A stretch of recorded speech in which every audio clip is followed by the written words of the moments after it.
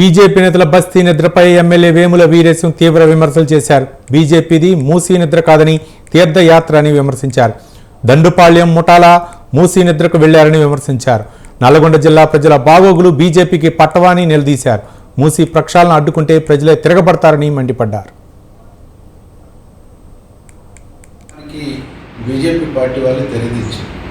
ఇలా సూటిగా బీజేపీ రాష్ట్ర అధ్యక్షుడు కేంద్ర మంత్రి అయినటువంటి కిషన్ రెడ్డిని నేను అడుగుతా ఉన్నా, లేదు నల్గొండ జిల్లా ప్రజలకు మూసి ప్రక్షాళన మంచినీళ్లు రావద్దు అనేటువంటి నిర్ణయమా?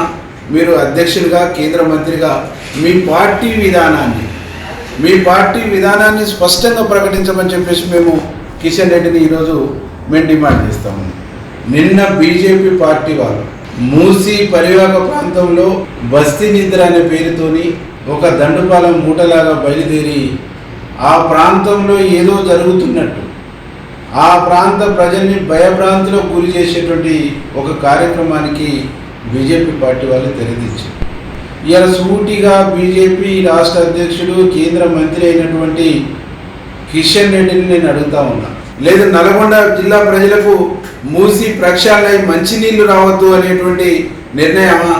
మీరు అధ్యక్షులుగా కేంద్ర మంత్రిగా మీ పార్టీ విధానాన్ని స్పష్టంగా ప్రకటించమని చెప్పేసి మేము కిషన్ రెడ్డిని ఈరోజు మేము డిమాండ్ చేస్తాము.